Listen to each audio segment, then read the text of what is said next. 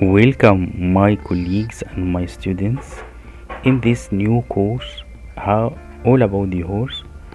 We try to tell the story of the horse from domestication, classification of the horse, how to approach the horse the right way, the age of the horse, points of the horse, breeds of the horse, conformation of the body, points, and have of evaluate conformation, grooming and care of and hoof care. Thank you for joining me. See you inside the course. There are several ways to identify a horse, some permanent and some temporary. Physical marking. The most common way to identify a horse is by its physical marking. These include coat color, facial marking, leg marking, and body marking. Coat color is the most basic way to identify a horse, but there are many variants of each color. Facial marking can include stars, stripes, blaze, snips. Leg marking can include socks, stockings, cornets, pastern, and ermines. Body marking can include sabino, roan, and overo. Face marking: snip, small white marking on the muzzle, not connected to any other markings. Strip, narrow band of white running up a horse face from the nose to between the eyes. Star, any white marking on the forehead. It could be tiny, it could be large, it could be an average size. Blaze, white marking, wider than a strip and thinner than a bold face, not include the horse eyes. Bold face, the most dramatic face marking, covering most of the face, possible covering the eyes. Here and the star, small white spot on the forehead. The blaze, white strip or race, a narrow white strip down the middle of the face. Bold face, very wide blaze. Star, white marking. Snip, white marking on the muzzle. Faint, a small but permanent marking that usually consists of white hairs without any underlying pink skin. Interrupted, a marking, usually a strip or a blaze, what's broken and not solid for the entire length of the face. Connected, occasionally used to describe distinctively with different marking. Irregular or crooked, a marking, usually a strip or a blaze that doesn't have a more or less straight path. Lip marking have no specialized name. Leg markings are usually described by the highest point of the horse leg that's covered by white. As general rule, the horse hoof beneath a white marking at the coronary line will also be light colored white. If the horse has a partial marking or ermine spot at the coronary band, the hoof may be both dark and light. Stocking, a white marking that extends at least to the bottom of the knee. Sock, white marking that extends higher than the fetlock. Fetlock, white marking that extends over the fetlock. Pastern, white marking that extends above the top of the hoof. Cornet, white just above the hoof. White leg marking include irregular, partial, high white. Is bold face.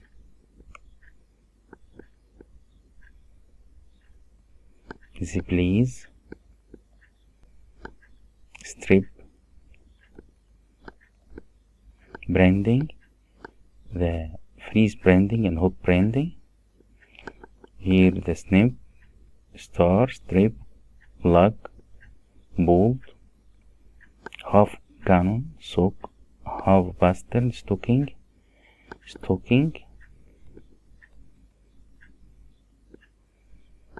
cornet, pastel, ermine,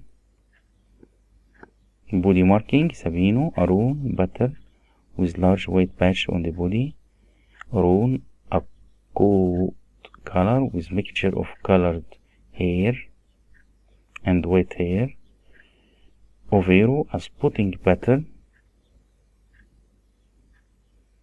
with white marking, that may be judge edges, snip, cornet, pastel, sock, half stocking. Registration paper are a document that provide information about the horse breed, pedigree, and ownership history. Can be helpful for identifying the horse, but they are not always foolproof. Welcome. Horse colors. Horse come in a wide variety of colors, each with its some of the most common horse colors. Here are some of the most common horse colors. Black, a classic and elegant color. Black horses can have a slight sheen or even appear slightly brown depending on the lighting. Bay, a brown body with a black legs and mane and tail. Chestnut, reddish brown color with mane and tail that is some or lighter shade than the body. Chestnut horse can range from bright copper color to dark liver chestnut brown. This color can sometimes be difficult to distinguish from bay, but generally brown horse have brown hair on his legs and mane and tail rather than black. Gray horse are born another color such as bay or chestnut and then lighten with age until they are eventually white. Dun, a dun horse has a golden body with a black mane and tail and often has primitive markings such as dorsal strip and leg strips. Buckskin horse is similar to dun but with a lighter body color than can be tan, gold or cream. Balmino has a golden body with a white mane and tail. Appaloosa is both a horse breed and a color pattern. Appaloosa horse have a spotted coated pattern which can come in a variety of color.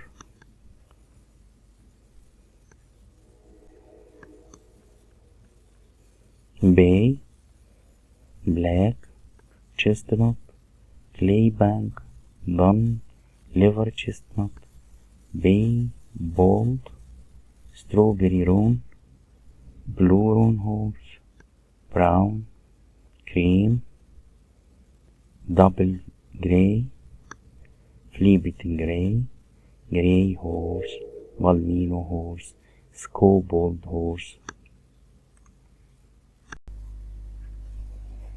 Conformation of the horse refers to how the horse is built or the structure make up of the horse. Here a diagram for the anatomy of the horse.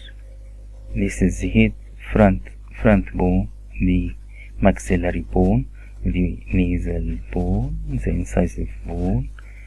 This is cervical vertebrae, the thoracic vertebrae. This is the lumbar vertebrae.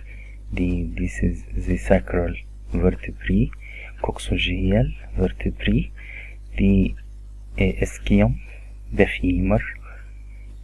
This is the fibula, the tarsus, the patella, the stifle joint, the tibia, the pastoral joint, the metatarsus, the bone.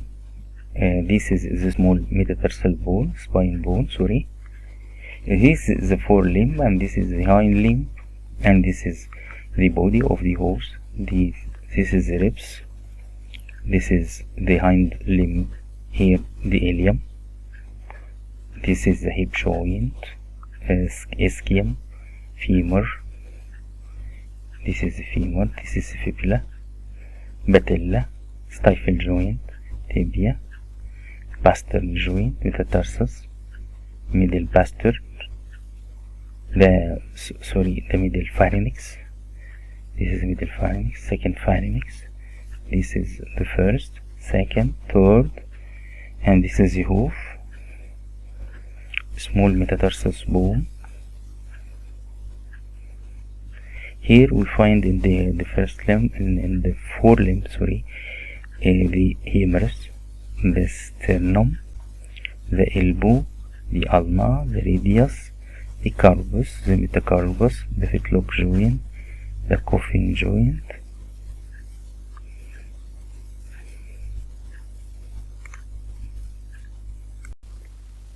Conformation of the horse. This term refers to the physical appearance and outline of the horse as dictated primarily by bone and muscle structure. To develop an appreciation of the lameness and the gait defect, it's important to have an understanding of conformation and movement. While many lameness problems occur in the lower limb, the causative factor may be located in the upper limb or body. Therefore, overall conformation should be considered. Certain conformation traits can predispose to lameness, and these should be eliminated through responsible breeding. Conformation is a deep term, a deep concept, and it's connected to many things other than the appearance of the horse or the soundness of the horse. Also, it's very important in breeding. If we find any of these traits, we should try to eliminate it from breeding. Understanding the relationship between conformation, movement, and lameness is essential for making wise breeding decisions and devising sound management and training program. However, breed conformational traits can differ, and many conformational traits are not always related to performance and soundness. Furthermore, conformation is often a subjective assessment based on what a particular breed may be considered to be ideal. Objective techniques to quantify conformation have been developed and are currently being used, especially in Europe. Although a list of quantified conformational features of the horse for sale or stallions at stud may be desirable, it seems unlikely to completely replace subjective conformational assessment and the art of selection. What's meaning of conformation? Again, it refers to physical appearance and outline of the horse as dictated primarily by bone and structure, muscle structure. Conformation refers to how the horse is built or the structure makeup of the horse. I repeat these many times to understand deeply what's meaning of conformation. Conformation affects how the horse will perform. For each particular purpose of function of the horse, there is a particular form that will enhance that function. Consider the following point when evaluating the conformation and form of the horse for certain function. The horse is an athlete. We must evaluate the structures which contribute to the horse's ability to perform and remain sound. Conformation is inheritable, whether it's good or bad. Conformation plays an important role in the ability of the horse to perform. Conformation refers to the structure and outline of an animal as determined by the arrangement of its parts Horses differ in conformation, which affects how well they can perform in different events. When choosing a horse, one should be able to recognize a standard conformation and conformation fault and match the purpose of the horse with the conformation that is best suited for that purpose. Conformation is described as the physical appearance of an animal due to arrangement of muscle, bone, and other body tissue. To understand conformation, one must understand the framework of the horse. There is no perfectly conformed horse. However, each breed organization has their interpretation of an ideal horse. Prior to comparing two or more horses, it's essential to have mental picture of the ideal horse for the breed. When judging or evaluating a horse, the first thing you should look for its overall balance. A horse that has balanced conformation will generally be good mover, and that translates into good performance. The second thing you should evaluate is correct conformation. The structural correct horse will be a natural athlete. Condition, muscling are the last thing you should evaluate. Muscle, mass, and conditional don't change the horse basic structure, so this emphasis should be placed on it. Here the horse, some points of the horse. Here the forehead, the bull, the crest, the wither, the back, the lion, the croup, the dog. Here the buttock. Here the flank, the stifle, the jaskin, the chestnut, points of the shoulder, chest, forearm, knee, fetlock. Here the structure, the anatomy. Here, as we mentioned, the bull, the highest point of the wither. This is the highest point, the caudal line, the caudal line. This is the point of the buttock, point of the buttock. S is the point of the shoulder. U, the underline. G, the ground. The depth of the body, the depth of the body from W to U. This is the depth of the body. The height and overall length, the length of the body, SB,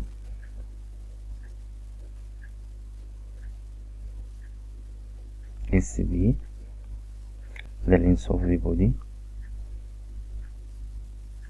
SB, the length of the body, SB, the length of the neck, BW. This is the length of the back, the length of the back, the length of the hip from L to B, the measure of the balance in the horse. Judges also look at balance from the wither to the ground, joining from top to bottom. The measure dividing this line are called depth of the heart girth and length of the leg. Ideally, the distance from the wither to the girth, called heart girth, is approximately equal to the distance from the girth to the ground. A judge would like the horse to be level from the wither to the group, known as top line. Horses that are higher at the wither than at the group are uphill horses, while those horses higher at the group than at the wither are downhill, uphill, and downhill. Horses that are higher are uphill horses, those are higher at the group at the wither are downhill. The wither of the horse should be same or slightly higher than the croup of the horse. When the croup is higher than the wither, more weight is added to the front end. When a rider is added, the problem is compounded. Nothing is more critical to balance than the slope of the shoulder. A long sloping shoulder is ideal. Look at the scapula to evaluate the shoulder. The slope or angle of the horse shoulder determines the length of its neck and back, and also the way its front legs are set onto his body. As the shoulder becomes straighter, the wither move forward, which results in longer back and shorter neck. When the shoulder is straight, the other angle of the horse body will be straight. Thus the horse will have a short, steep croup, a straight stifle and straight basket. The ideal slope of the shoulder is approximately 45 to 50 degrees. In addition to overall balance, the slope of the shoulder influences the length of the stride. Thus, the straighter the shoulder, the shorter the stride. The angle of the shoulder and the angle of the basket serve to absorb shock when the horse moves. Straight shoulder horse will always be a rough riding horse. The longer the stride, the fewer the number of times the foot will hit the ground in a given distance, which results in less wear and tear of the horse and rider. This is the sloping, and this is the steep. The sloping and steep of shoulder in the horse.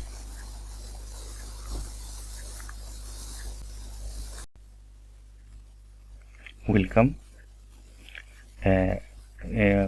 Only we refer to the this term conformation fault. It's any deviation from the ideal structure of a horse body. These faults can affect the horse movement, soundness, athletic ability. Some of the most common horse conformation faults include faults in the legs, in his body, and we'll discuss this item later in the course. The depth of the body from the wither to the bottom of the heart girth should be about the same as the distance from the heart girth to the ground.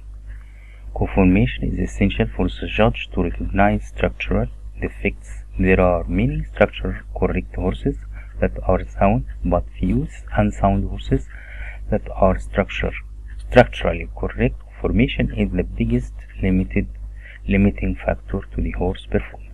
There are a lot of things that can be done to improve the performance of the horse.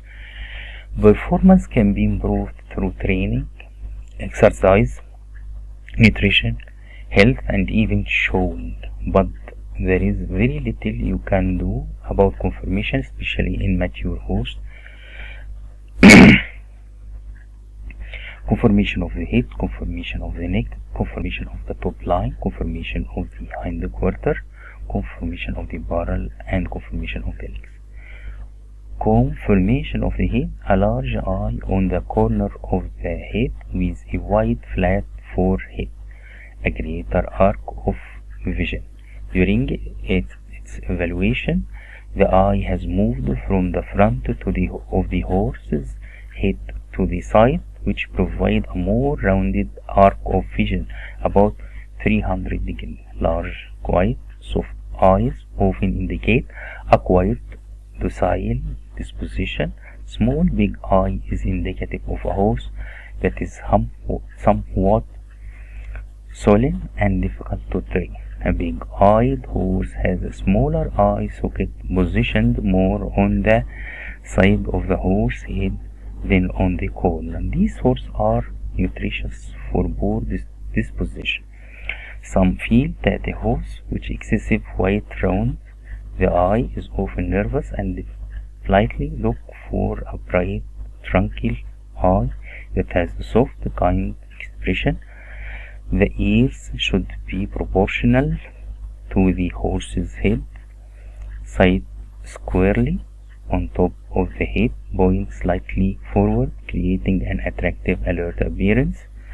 When measuring a horse from the poll to the horizontal line drawn between the eyes and the distance should be approximately one half the distance from the horizontal line to the midpoint of the nostril. Thus, the eye will be positioned 1/3 distance from the horse's poll to the muzzle.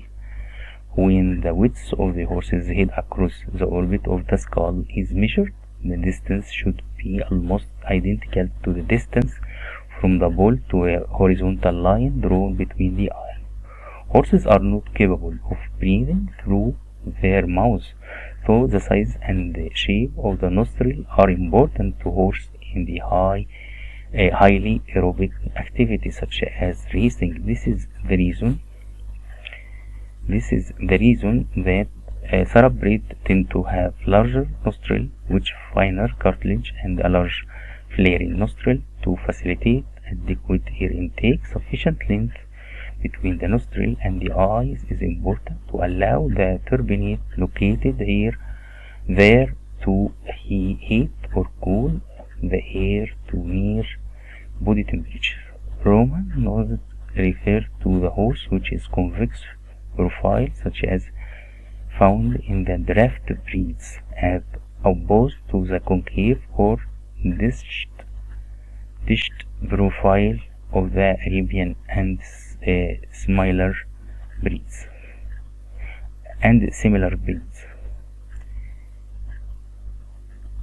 Roman nose refer to a horse with a convex profile, such as found in the draft breed, as opposed to the concave or dished profile of the Arabian and similar breeds. A Roman nose on a horse can be obstruct the field of view of the horse. Too large of a head adds weight to the end of the neck, which serves as the horse balancing arm, affecting his agility. Look for a well-defined jaw. Stallions will have a slightly larger, deeper jaw than mares, indicative of the common male sex characteristic. Depth of the mouth influences the response and sensitivity experienced by the horse during training. The more shallow the mouth, the more reactive the horse. The deeper the mouth, the less reactive. His part mouth overshot. This is the undershot. The Roman nose, the ideal head, the dish face, the big-eyed conformation of the neck. The head and the neck are mechanisms of balance in horse. An ideal neck is long and trim, with a clean throat latch. The throat latch should be trim and refined regardless of the breed. Air, food, blood to and from the brain, the entire nervous system, and the important gland behind the jaw should pass through the throat latch. A horse that is thick and coarse in throat latch will have difficulty carrying its head in vertical position during training because of an inability to breathe correctly. A clean throat latch means that enough space occurs between the jaw, throat, and neck, allowing the horse to move its head and neck without difficulty. A horse with a wasty, thick, and fat throat latch may have difficulty breathing. The neck top line is the distance of the bull to the wither, and the bottom line is the distance of throat latch to the neck shoulder junction at the chest. The ideal distance would be approximately a 2 to 1 ratio of the top to bottom line of the horse neck. Invariably, a horse that is short and heavily muscled will have a shorter, thicker neck than a taller horse with less muscle. The neck is proportional to the horse's overall length and weight. Stallions are more prone to have more crest along the top line of the neck than either gelding or mares. Some horses, such as quarter horse, have a lower sit-on neck than do others, such as saddlebred. This predisposes a quarter horse to carry its head lower, which is desired in Western pleasure class and makes it natural choice for these classes. Many of the carriage breeds, such as Cleveland Bay, the Frisian, and some of the German warm blood, have much higher neck, giving them a higher head carriage, which lends an air of the presence. This is arched neck. This is the swan neck, the closed globed neck, the U neck. Formation of the top line. The back is a very important part of the riding horse. The horse is not naturally a weight carrier. It's more designed by nature to be weight puller. So it's especially important to make note of types of formation that predispose the horse to even greater weakness in the back. Horses with long back are not well balanced. The long back breaks up the smooth line of the top line.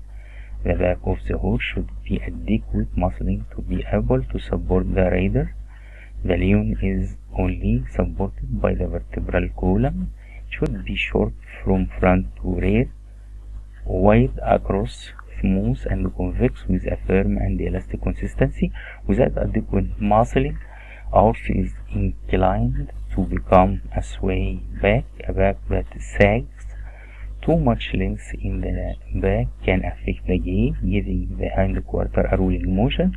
The back is the hope of the horse, and a short, strong back is essential to a horse remaining sound and performing well. First of all, the back should be neither too long nor too short, and should be shaped in a manner that accepts saddle comfortably. Back that deep excessive is called a sway back and is generally found in older horses. Its opposite is called a roach back. Both can cause difficulties with fitting a saddle. A horse with a convex back or roach back may cause the lower legs to interfere. A roach back is often a sign of spinal misalignment and it lacks flexibility. A roach back horse exhibits short stride and tends to overreach. Here the sway back, the long back, the good top line. A conformation of the hind quarter. A croup without too much angle is desirable. A steep croup can mean a weak hip and incorrect angulation to the horse hocks. A long, strong hip with adequate muscling and low hook is desirable. This attribute generally results in horse that can stop well and will naturally work off its hind end, making it a stronger athlete. The hind quarter should appear square when viewed from the side. The ideal horse has a quarter that is as full and as long from across the horizontal plane of the stifle as it's from the point of the hip to the point of the bottom. Horses should have long hips. In relation to other areas of their bodies, the hind quarter contains the driving force of the horse. Location muscling is evaluated by looking at the length and definition of the muscle that passes over the croup. The horse should also have well-developed stifle muscle that extend down toward the neck. Ideal hind quarter. The rougher hip and goose round and the group 2 level, conformation of the legs, skeletal structure, control conformation. The feet and legs are crucial parts of the conformation. It has been said that the legs are the most important part of the horse. For its, if the horse has weakness or bad conformation in its legs, its athletic ability is going to be seriously compromised, regardless of how it will be used. Performance horses are athletes. They must have straight legs. Straightness of the legs refers to the alignment of the column of the bone in the front and the rear legs. The forearm should be long and muscle with a shorter cannon bone. The knee should be large and flat, not round and puffy. The tendons have to pass through the knee to the lower leg, and that is why larger flat knees are desirable to allow the maximum movement. Knees and hocks should be close to the ground for the horse to cover ground quickly and easily. The lower leg, when viewed from the side, should have a flat appearance. Flat appearance, lower leg means that horse has big bone and tendons and ligament to fit it. The ideal conformation of the legs is from the rear and this is from side. Conformation of the barrel. Evaluate the spring of rib and depth of the heart girth, as these are indicative of lung capacity. The shape and size of the chest. Control the around the room and the lung to have to expand, which is important in the athletic horse. A horse with a chest that is too narrow not only will have its aerobic capacity reduced, but its forelegs will also be too close together, making it more likely to brush his foreleg together when being worked, possibly causing injury. The body should be rounded and the ribs well sprung. Ideally, a horse should be deep in the heart girth and have large circumference of the heart girth. This allows the horse to be enough space to hold the vital organs, which improve the horse performance. Front feet and legs. The horse should stand on a straight column of bone with the line of concussion going straight down the forearm, through the knee, down the cannon bone, and coming out at the heel of the hoof. The front leg bears 60 to 65 of the weight of the horse. If badly conformed, they are much more prone to damage when subjected to stress, strain, and concussion. The arm humerus should be short in comparison to the length of the shoulder. An arm that is too long places the foreleg way too far under the body, and the horse will carry too much weight on the front part of the body. An arm that is too short cut the horse's stride length. The forearm should be long and have muscle that attach deep into the knee. This will promote a long stride, especially if the horse has a comparatively short cannon bone. A horse that is over at the knee is buck-kneed, and the horse that is back at the knee is called calf-kneed. Obviously, calf-knee is the most serious condition, since the knee will have a tendency to hyperextend and bend backward. When the horse is viewed from the front, an imaginary line from the point of the shoulder to the toe should bisect the knee, cannon bone, and hoof. The cannon bones should be short compared to the forearm. This will allow the knees and hocks to remain closer to the ground, which will increase stability and create a longer stride. The cannon bone is round, but it should appear flat when viewed from the side due to the tendons behind it. Rear cannon bones can be larger than the front cannon bones. The horse hoof should point straight ahead when a horse goes out. Its play footed, and the horse will allows wings in when it travels. When a horse toes in, it's pigeon toed, and that horse will always paddle out. The most serious of these in the horse that wing in, because it has a tendency to strike its legs with opposite hoof as it travels. If the cannon bone is off center to the side, it's bench knees. The pastern in the horse shock absorber, at time carrying the horse's entire weight plus that of the rider. The pastern should be moderately long and slope. Here this hoof, ideal pastern too long, pastern too short. This is the structure of the hoof. This is the cannon bone, the common digital flexor tendon.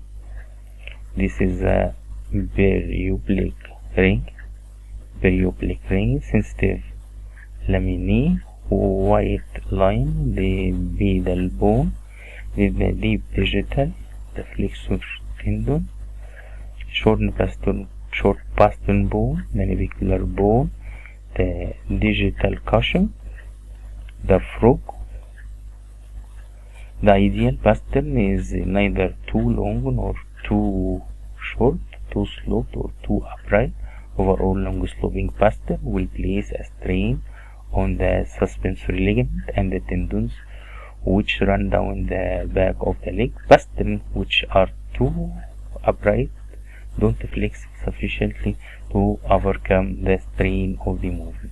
Consequently, the leg may experience soundness problem because of it. A horse that has too much slope to its pastern is also undesirable and said to be confounded. This condition can become so severe that the horse fetlock hit the ground as the horse moves. The angle of the hoof and the pastern should be the same. Hoof, there is an old saying, no hoof, no horse. The hoof should be sufficient size and shape of the support the mass of the horse and absorb concussion.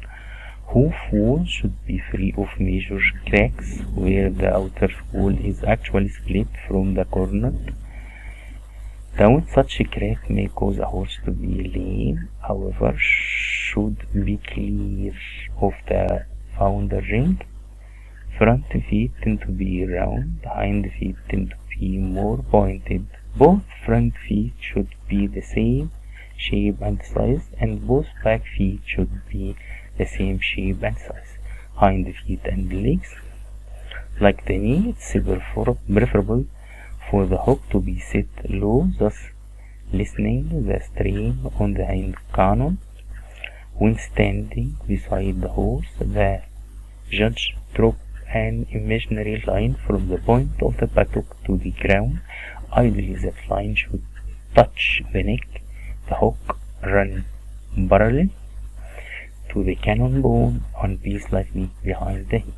The horse with too much angle to his hook is sickle hook, and the horse that is straight in his hook is post-legged. Ideally, when viewing from the rear, only horse regardless of the breed should be widest from stifle to stifle. Another imaginary line from the point of the buttock to the ground should bisect the jaskin, hook and hoof. When a horse is bowed in at the hook and the cannon bone are not parallel, it's cow-hooked. The horse that is cow-hooked has a tendency to be weak in the major movements that require work of the hunches, such as stopping, turning, sliding. There are horses that actually toe in behind and are plow-legged, most of which are very poor athletes. Conditioning: generally horses don't break down due to weak muscle. With proper training, muscle mass and conditioning can be improved. A correct horse that lacks muscling should always be placed higher than a structurally incorrect horse that is well muscled. Muscling. Muscling is important criteria of judging many conformation classes, especially stock horses classes and Apollosa quarter horse. The ideal horse is balanced athlete, muscle confirmed throughout. Horses which are visually appraised as heavily muscled generally have greater circumference of forearm, just skin and width of the quarter. As viewed from the front, the horse should show significant width from shoulder to shoulder, a larger circumference to the forearm, a larger circumference to the forearm, and prominently in the front muscling. When viewing from the side, a horse should have strong forearm, a deep quarter, a strong skin, and a long crop of accommodate a large amount of muscle mass through the prominent stifle. In addition, the horse should have a larger circumference heart girth. Muscle in the front shoulder is especially important because it's the primary means of attachment to the body. There is no clavicle in the horse. As viewed from the back, the horse should be wide from the stifle to the stifle, and the quarter should lie from deep to strong skin. Muscle evaluation. Forearm, powerful muscle that is tied deeply into the knee, sufficient width between the front leg. Chest muscle need to have bulge and quality. Back and lean muscle is imperative to support the rider weight. The hind quarter are the source of power of the horse. Different breeds of the horse exhibit various degree of muscling. The degree of muscling is also corrected with event into which the horse competes. Horses used for speed events, sprinting, barrel racing, and middle and long distance racing, eventing and jumping should have long slim muscle. Width through the stifle and width through the head indicate how heavily muscled the horse is through the hind quarter.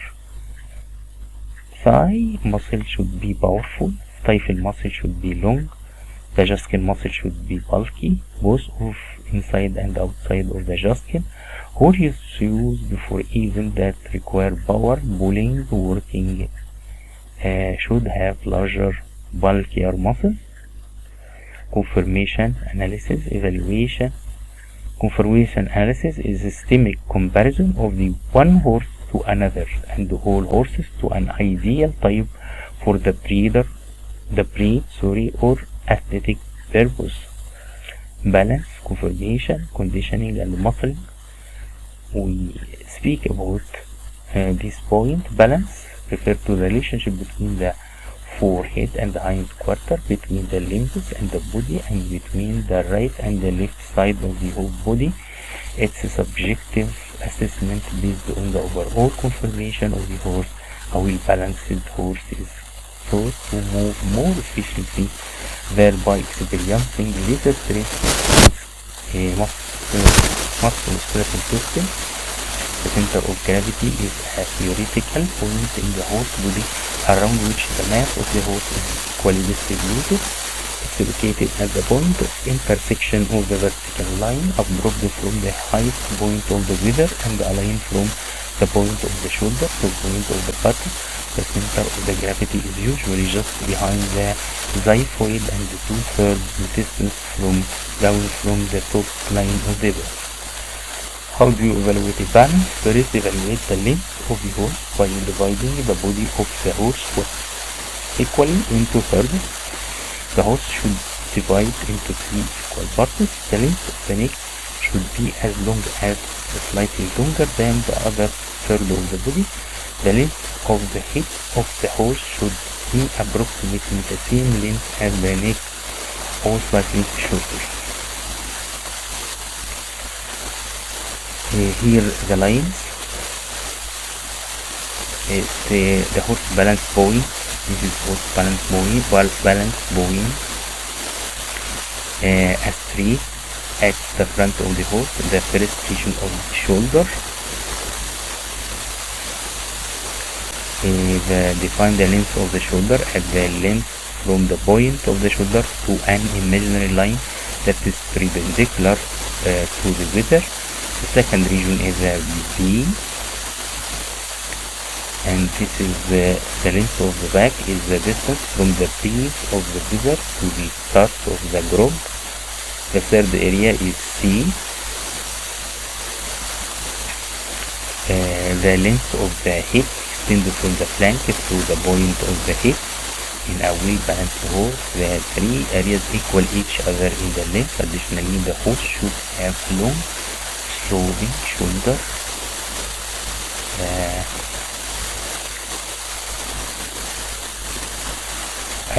a long sloping shoulder, short long back in relation to the underline of the body, and a long comparative level through growth. Here, flick force, this includes conditions such as bowed legs, knock knees, cow hook, saber flick force, can put undo stress on the horse, point, undo stress on the horse joint and the tendons leading to lameness. And this is ideal position to out the bow leg, the narrow chested toe, with narrow strand close, no knock knee, bijou tooth. Conformation of the front leg as viewed from the front. The ideal conformation is represented by the horse farthest to the left. All other diagrams represent undesirable structural conformation of the front leg. As we see, this is normal and abnormal. Foot falls. These include conditions such as long pastel, weak pastel, contracted heel, killing the play feet. Falls can affect the horse balance and can lead to lameness.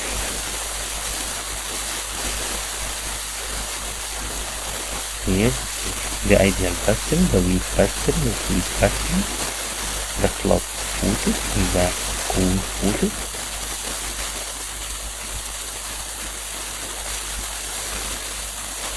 Back fold, these include conditions such as sway back, approach back, and lordosis. This foot can affect the horse's ability to carry weight and can lead to back pain. Thank you. Points of the horse. This refers to the various main parts of the horse's anatomy. Learning the points of the horse is important for the horse care, riding, and the general horsemanship knowledge. There are over 100 points on the horse, but some of the major ones include head, neck, torso, hindquarter, meats of the body, legs.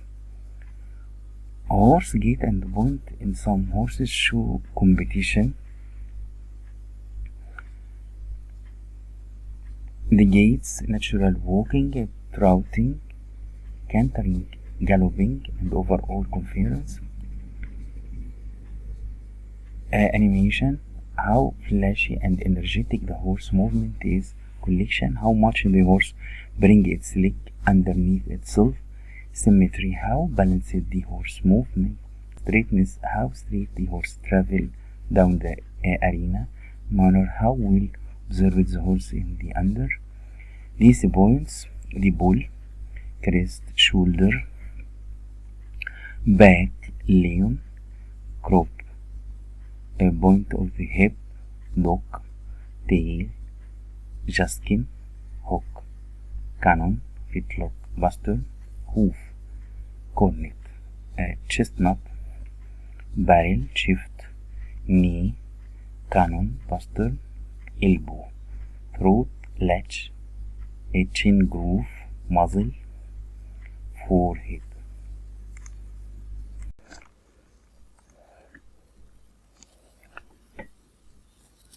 Dentation of the horse. Realistically, a mature horse around 5 years old will typically have between 36 and 44 teeth. This variation depends on whether the horse has canine teeth and the number of premolar present. Horses have two sets of teeth in their lifetime, just like human. The first set is the deciduous teeth, also known as milky teeth or baby teeth. These are temporary and smaller than their permanent counterparts. 4 weeks here to 4 weeks, 4 to 6 weeks, here 6 to 9 weeks, 9 months, sorry, here 2.5 years, here 3.5 years, 4.5 years,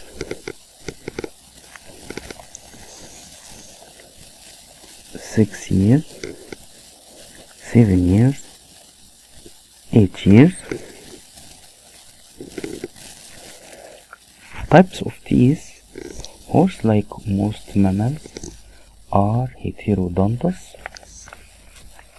meaning they have different types of teeth, or for different functions. There are 3 main types of teeth in horses.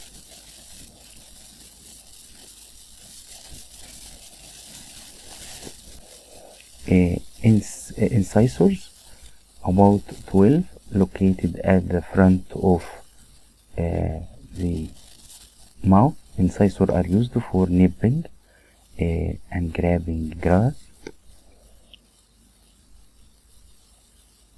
Canines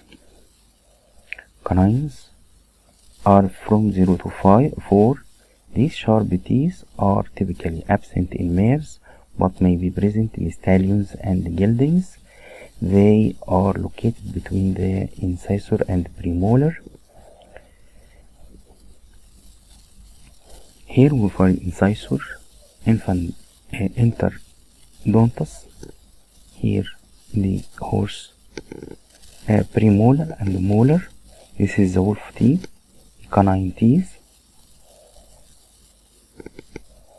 Premolar and molar from 24 to 44. These grinding teeth are responsible for chewing food. Premolar are located behind the canine teeth, while molar are found further back in the jaw. The premolar take on the characteristic of molar, a trait called molariform premolar. Number of teeth. A fully mature horse around 5 years old will have between 36 and 44 teeth. The variation depends on whether the horse has canine teeth. Development of teeth. Horses are leafydontous, meaning they have 2 sets of teeth during their lifetime.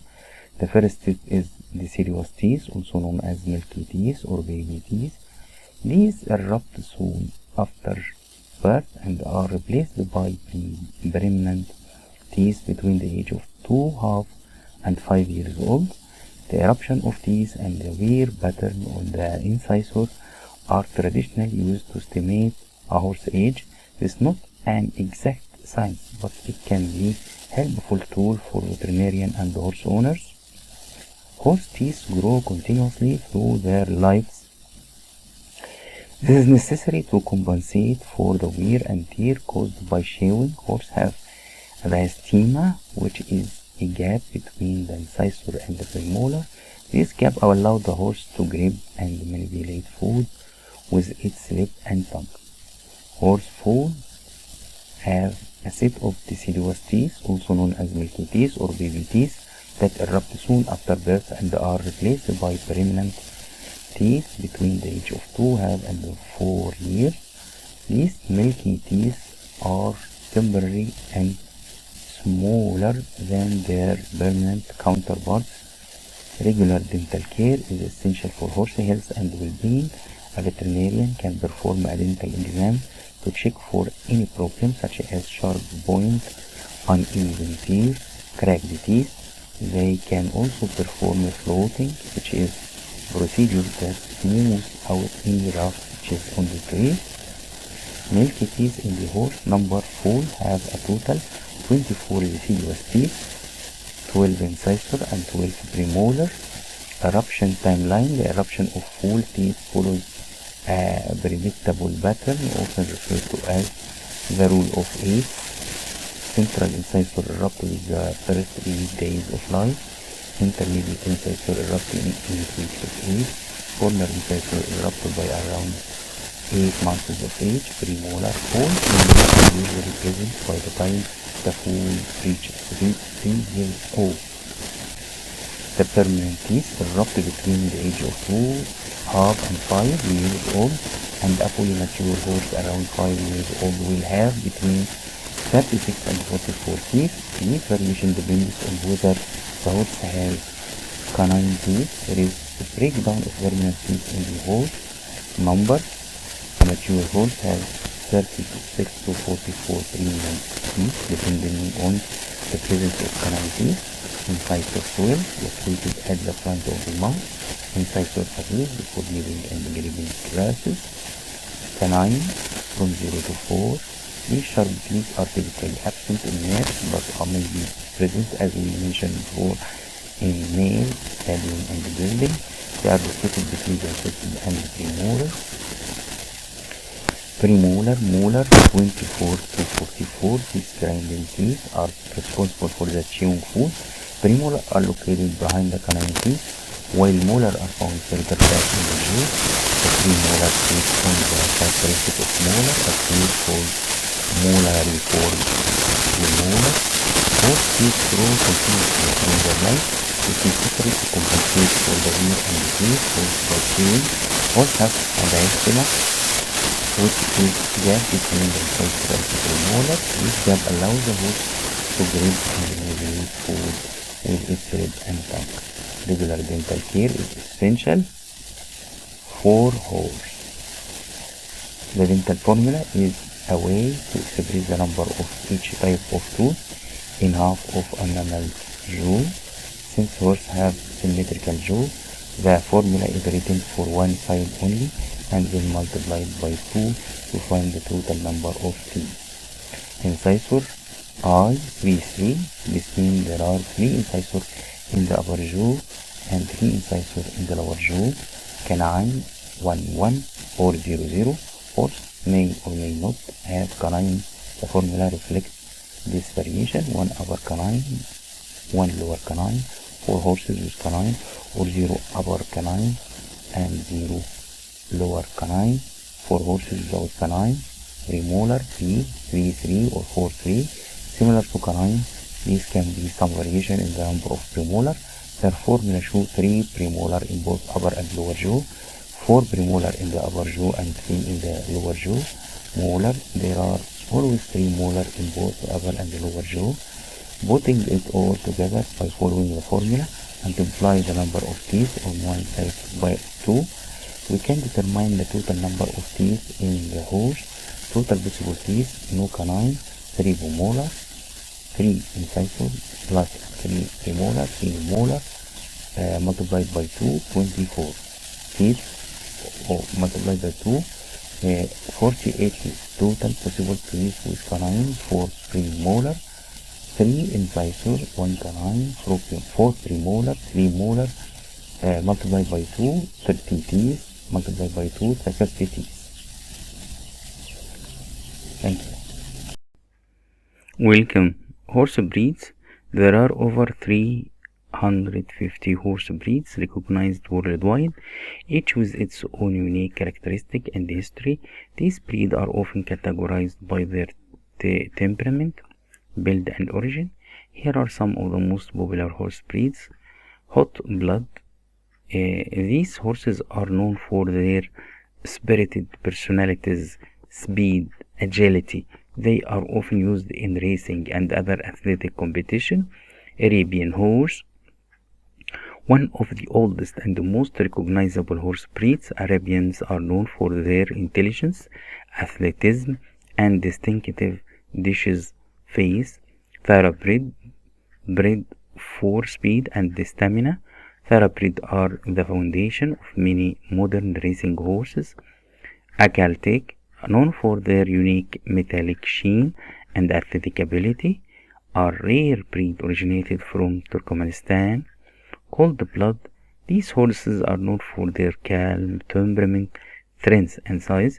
They are often used for draft work such as pulling carriage and plowing fields. Belgium, known for their gentle nature and impressive pulling power. Belgian drafts are popular draft horses. Clydesdale are easily recognized by their large, feathered feet and calm temperament. They are another popular draft breed. Shire. The Shire is the largest recognized horse breed in the world. They are known for their gentle nature and impressive strength. Warm blood. These horses are cross between hot blood and cold blood.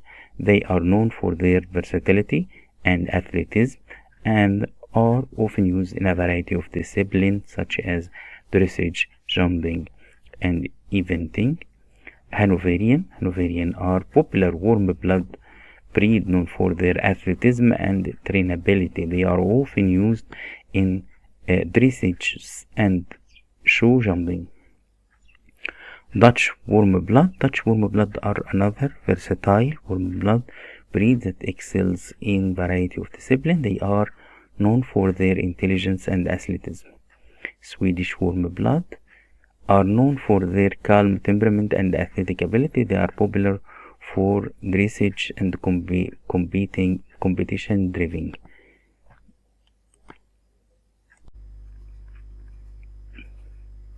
Horses for cave painting. It's believed that the equidi from which modern horses are derived resemble the modern Zwalasky horse. The large, strong head, erect manes depicted in this painting bear a striking resemblance to the modern breed. The first domestication of the horse was probably in the steppes of Central Asia between 3000 and 4000 BC. These first animals were kept for meat and milk. As early man became more mobile, undoubtedly horses began to be used as pack animals.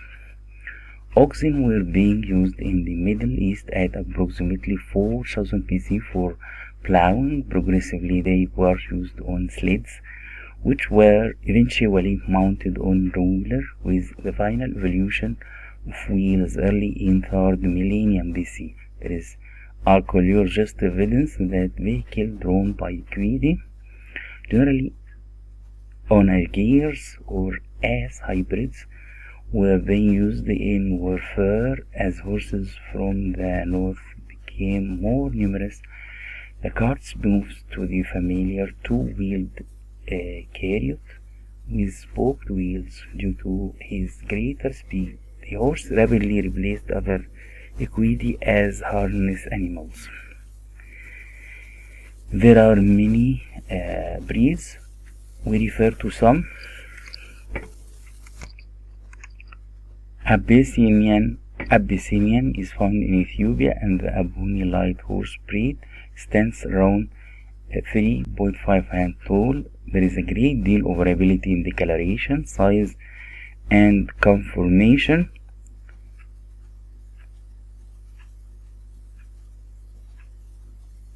It was brought to Great Britain in 1961, and from there it quickly made its way to the United States. Because of its origin, the Abyssinian horse works very well under hot weather conditions.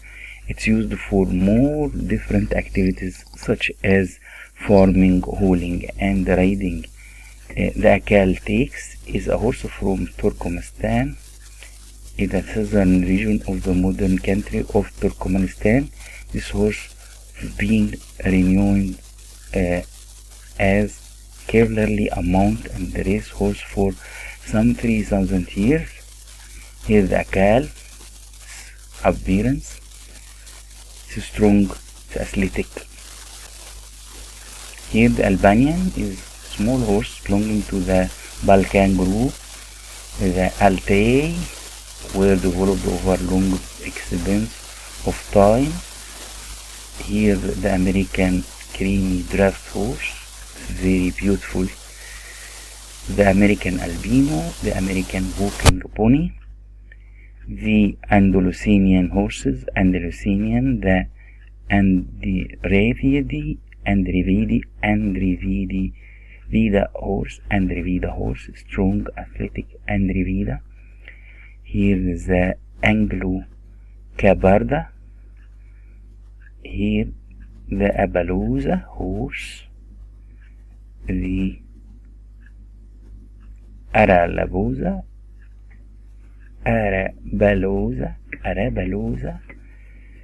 Arabian horse, Ardeen horse, Argentino Landrace, Criollo,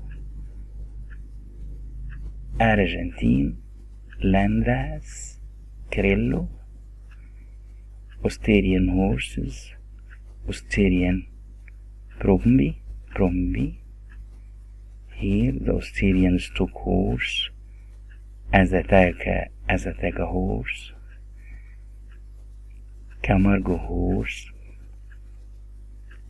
Cambalina horse, Canadian horse,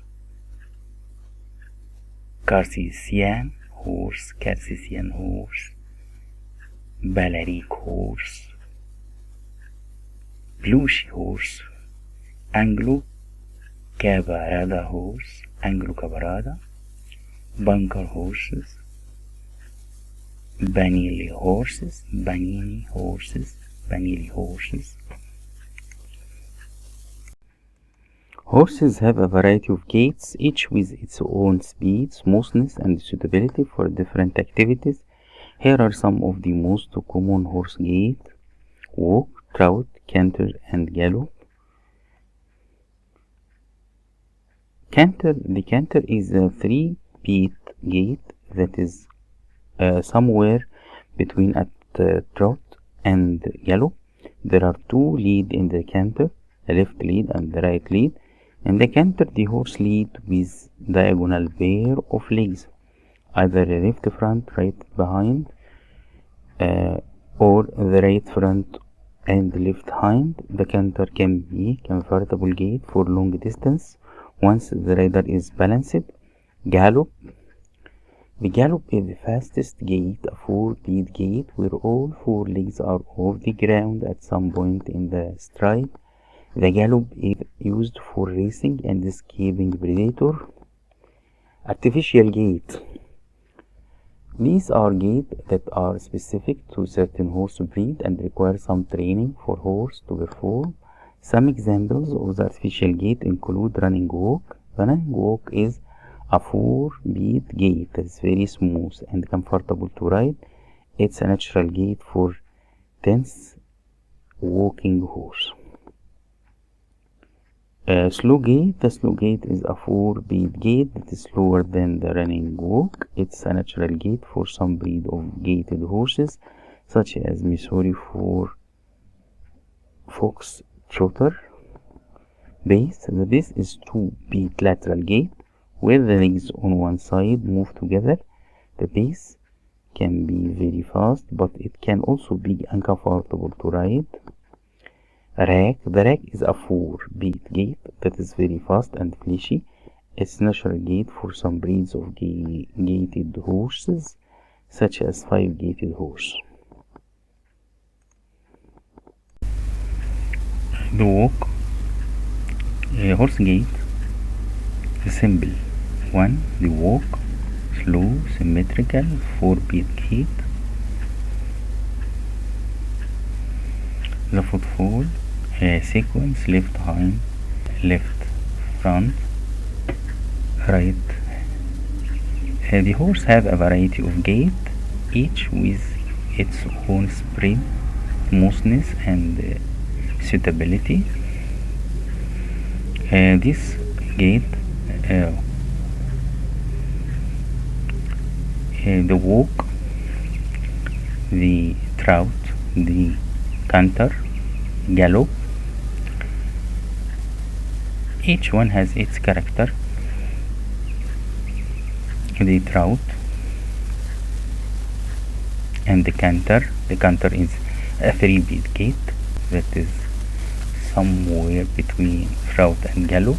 There are two leads in the canter, the left lead and the right lead. The canter, the horse lead, is diagonal there, front and left hind. The canter can be comfortable. The gallop is the fastest gait, a 4-beat gait where all four legs are off the ground at some point in the stride. The gallop is used for racing and escaping predators. There are shell gait, piece or gait that are specific to certain horse breed and require some training for the horse to perform. Some example, running walk. Running walk is a 4 gait that is very smooth and comfortable to ride. Also a slow gait. The slow gait is a 4-beat gait that is slower than the running walk. The pace is a 2-beat lateral gait where the leg on one side move to the back. The pace can be very fast, but it can also be free. Track is a 4-beat gait that is very fast and flashing. It's a natural gait to some horses. Horse breed.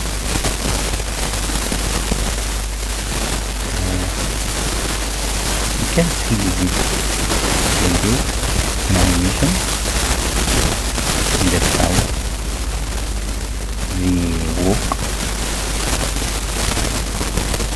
the walk, the canter.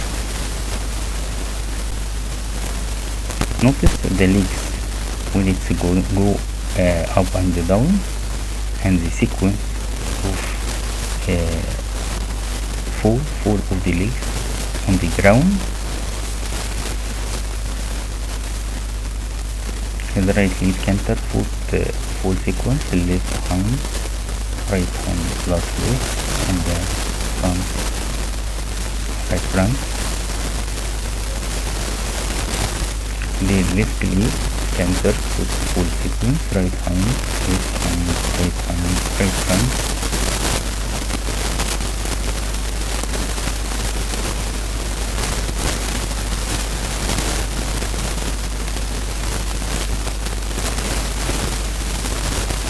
Gallop. Notice the legs asymmetrical 4-beat gait, the fastest gait, 4.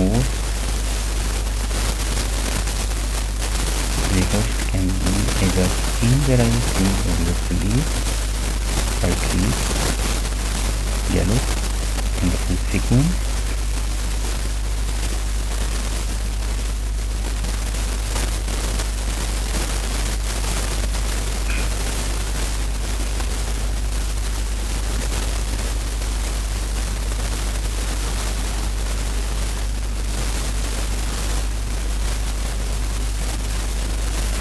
Notice the legs when they are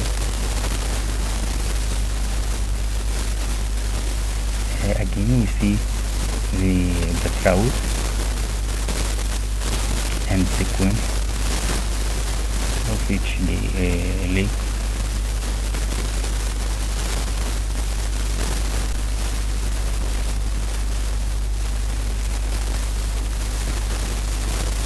The full sequence.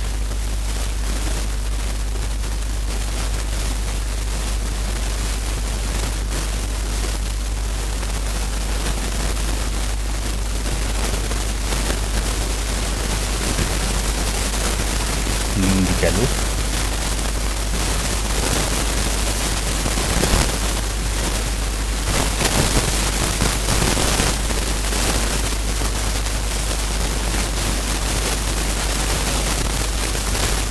cancer.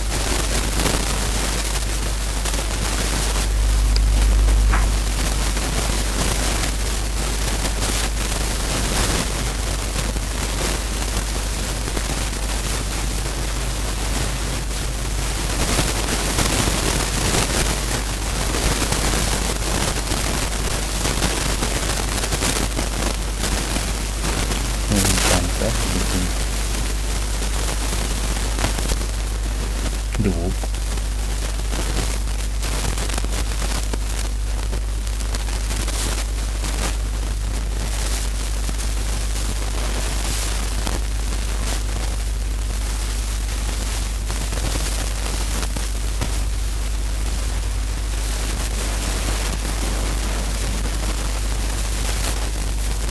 This is the wolf.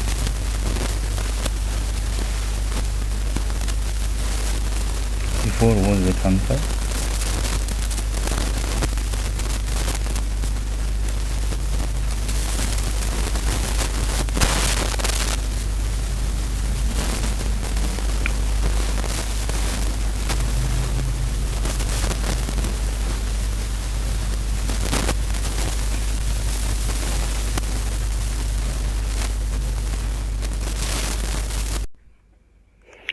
Understanding horse behavior. By learning to read horse body language, you can better understand how your horse is feeling and respond accordingly. This can help you to build a stronger bond with your horse and improve your communication. It's also important to remember that all horses are individuals and their behavior can vary depending on their breeds, personality, and past experience. Horses are complex and social creatures with a rich communication system. Understanding horse behavior is essential for anyone who works with or around horses. Here is a breakdown of some key aspects of their behavior. Social behavior. Horses are herd animals by nature, which means they evolve to live in social group. In a herd, there is usually a social hierarchy with a dominant horse or a mare at the top to determine. The horse leads the herd and has first access to food and water. Other horses in the herd will show submissive behavior to the dominant horse, such as bending their ears back, lowering their head. Communication. Horses communicate with each other through a variety of vocalization, body language, and facial expression. Some common horse vocalization include whinnying, nicker, and snores. Horses also use their ears, tails, and posture to communicate their mood and intentions. For example, a horse that is flicking its ear and switching its tail is likely feeling anxious or irritated. A horse ear can tell you a lot about how it's feeling. Pricked forward ears indicate alertness and curiosity, while laid back ears can signal that a horse is feeling anxious, threatened. A high tail carriage can be sign of excitement or aggression, while low tail carriage indicate horse is relaxed or submissive. Facial expression. Horse facial expression can also be informative. A flare nostril can be sign of aggression, while a soft eye can indicate that the horse is relaxed and trusting. Approaching horse. Safety first. Horses are prey animals and can be startled easily. Always speak softly as you approach, especially from behind, to let the horse know you are there. Respect the blind spots. Horses have a blind spots directly in front of their nose and behind them. Avoid approaching directly from the front or rear. It's best to approach at an angle, ideally from the shoulder. Horses are intelligent, hard-working animals that may create companion. However, it's easy to forget that they are also large, powerful animals. Can be dangerous if they are startled or provoked. By obeying a few simple rules of horse safety, It's easy to show care and respect for your animal without too much extra effort. Familiarize yourself with basic horse body. It's very important to be able to tell the difference between a happy, inviting horse and alarmed, frustrated one. Comfortable signs: soft eyes, turning his head, licking his lip, ears pricked toward you, peaceful, relaxed overall body position. Uncomfortable signs: moving and running away from you, having intense wide eyes, bending his ears, tense muscles, baring his teeth or trying to nip at you, rearing up on the legs or kicking, flicking tail repeatedly in aggressive fashion. Always be aware of where the horses are. It takes only a moment for a horse to run up behind you and possibly rear up on you. Make sure you can see where the horses are and keep watch. Horses can get startled by almost anything. If a horse seems to be running towards you, to make sure you don't get trampled, raise your arm to appear larger and say in firm, calm voice, "Oh, get." This will help with getting the horse to head another direction. Create an inviting rather than demanding presence before you approach. With horse behavior, there is an idea of pressure and release. Horses are hard animals and almost like not stand in an area waiting for you to approach them. Simple thing such as making eye contact is actually putting pressure on the horse, cueing him to move away from you.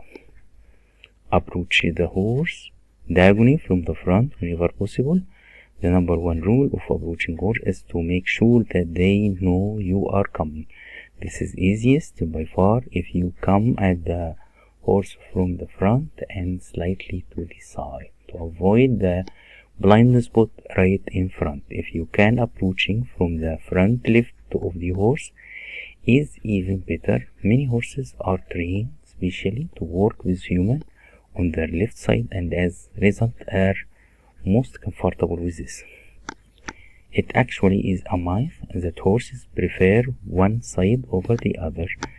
It's us humans that over the year have developed a habit of doing everything from the left, training and desensitizing to the left, but forgetting about the other side. The horse will approach one another in wild without a care in the world about which side they are approaching. You do so want to make sure you are setting both you and the horse up for success. Use a gentle, even walking pace. Try to stay relaxed, as horses are good at picking up on subtle signs of tenseness. Make no effort to hide yourself or the noise of your feet. Don't start the horse in the eye. Don't stare at the horse in the eye. This can be interpreted as a threat. Instead, look at its knee as you approach. If you have to approach from the rear, approach at an angle. Note that this should be avoided by anyone but experienced trainer with knowledge of drive line. Approaching a horse from a direction other than from the front isn't ideal, just like it can be uncomfortable for someone to approach you from the rear. This can be unsettling for the horse. To make the animal as comfortable as possible, come at the horse from the angle, not from direction behind it.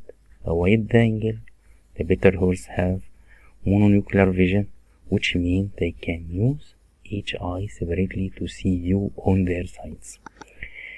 As mentioned above, the horse's left side is generally preferable to right. Use your voice to let the horse know you are approaching.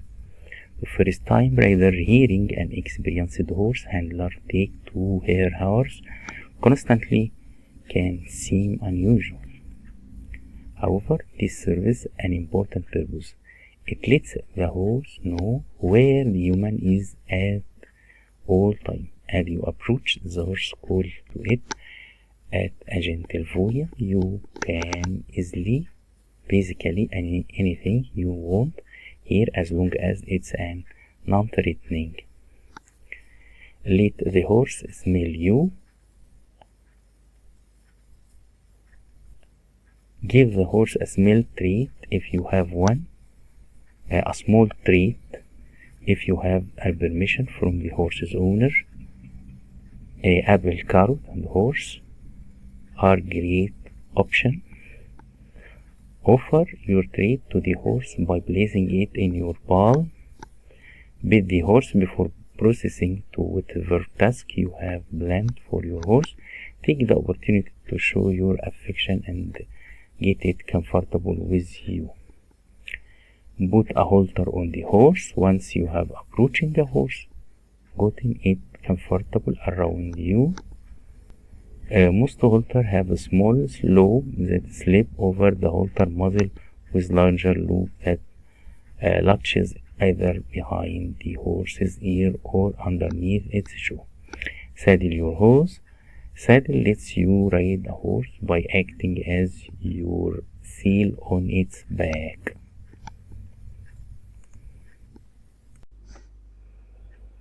Welcome.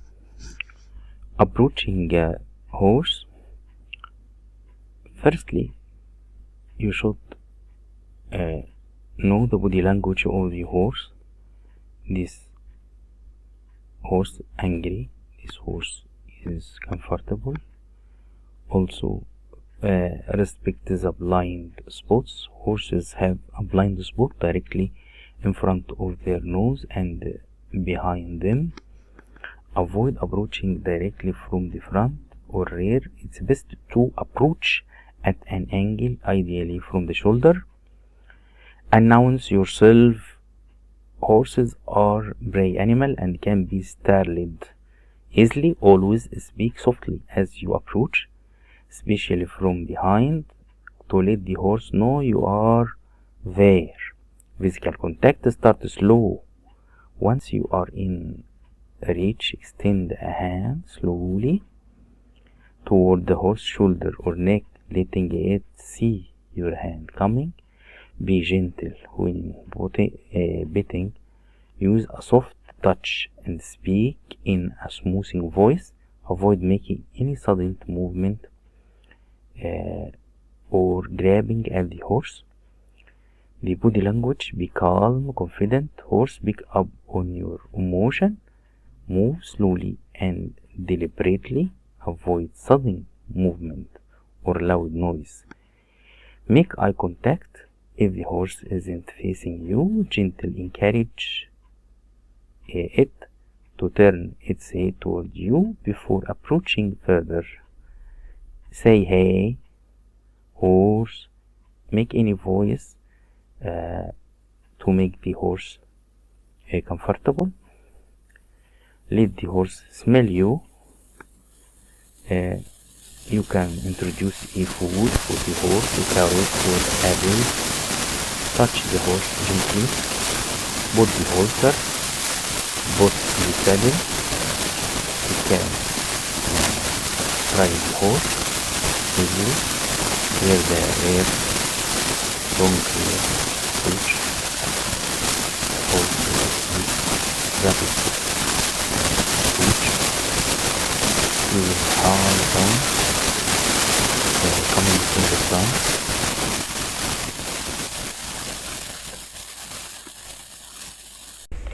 Grooming is very important for the health of the horse. Use a brush and some detergent, some disinfectant, or only water and soap for brushing horse. This helps horse to feel comfortable and cleaning his skin and coat and appear healthy.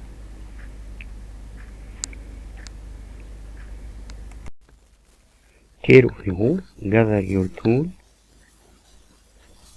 soak the hoofs, clean the hoofs, know the parts of the hoofs, determine how much need to be trimmed, get in position, trim the hoof, rasp the hoof with short flat strokes, trim the sole of the hoof, check the hoof, work slowly and carefully. Very important to take care of the hoof. Frequently remove debris with special tool.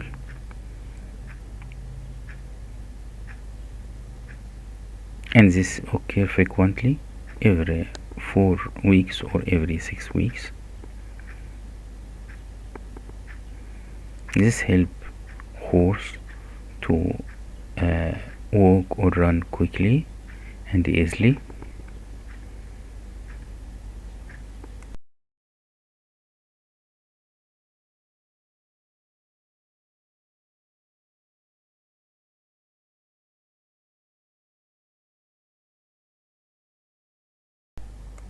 Hoof and dental care. Hoof care, daily inspection, pick out manure and dirt and debris, apply conditioner, trim every 6 to 8 weeks. Hoof, show horse based on hoof condition, riding surface and use of the horse. Hoof care provide clean, well drained surface.